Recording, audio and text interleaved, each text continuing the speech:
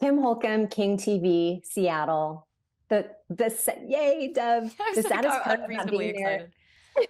I'm so excited to talk to you too, but I want to lean in and like, I wish I was there so I could get your full outfits, both of you. It's sad that I can only see, you're looking good. Although Aaron, I am a little disappointed. Where is the sock puppet? I thought maybe you would indulge. Right. No, I wish, yeah. I have to see this whole thing with the sock puppet. Yeah. I would love that. Method. Yeah. He's method. Until you give him a new role, he's going to stick with the old one. Okay, well, let's get the most pressing question out of the way first, which is, who has the better hair this season, Jenny or Topher? That's actually a really hard That's toss-up. tough, yeah. They're very good hair. That bob looks very, very good. Yeah, and yours was just natural. Yes, right. Yeah. Aaron was getting little curls every day. Yeah, I just let it go. Yeah. It just happened. Yeah. I don't know. They're both pretty great. really great. Yeah. They're both pretty great. Yeah. Dove, I have to ask you, what, if anything, that you learned at Bainbridge Performing Arts is still something that comes in handy that you use today? Oh, I mean, I feel like honestly, when I was like a kid at BPA, which I really thought was like Broadway, I was like, the world's a stage and it's mine. It's like a 200-person capacity. Awesome. But I grew up, I found myself on those stages, you know, like when I was a kid and the options were like guitar, soccer, t-ball, or theater, the only one that I wasn't faking to be sick to get out of every time was theater. And it was slowly like, oh, maybe she's kind of good at this. And then I was like, it was the only thing I cared about. It became my life. So, you know, I think that it's less like of a specific, what did I learn? And more so like I just found myself in theater, you know, at BPA. It was a huge gift. Huge gift. Yeah. Aaron, did you know that young as well? Is this what you always wanted to do? I wish I could say that I did, but I absolutely did not. What did you do instead? I did everything. I played violin and French horn. I was in choir. I played 3 or 4 sports. I did the school musical every year in high school.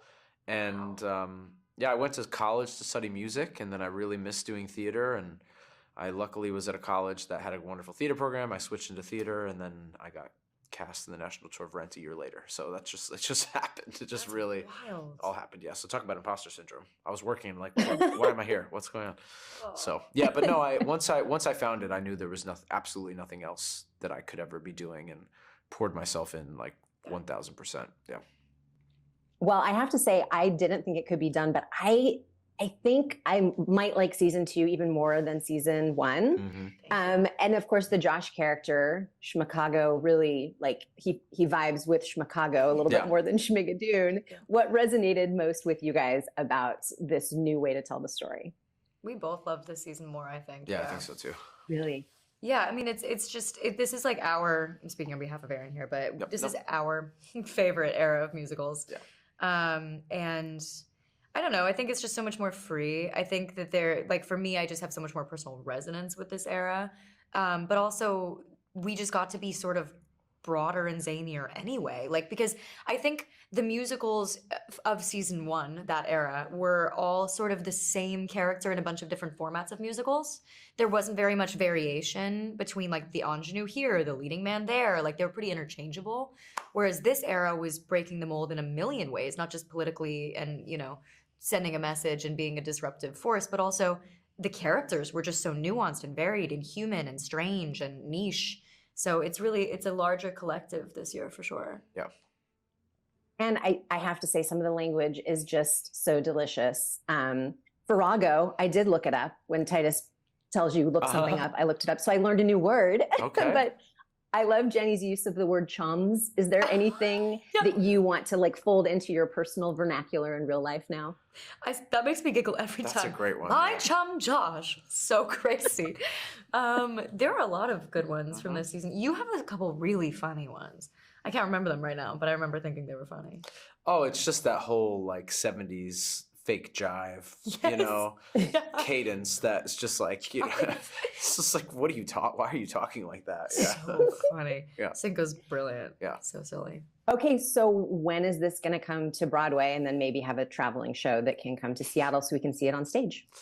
I don't know. I mean, it'd be very interesting to take the show that's pulling from all these Broadway shows and make that into a we couldn't Broadway legally show. do it. Yeah. We couldn't get the rights. But no, I think who knows? You know, I think all the life this thing could have, I'm all for.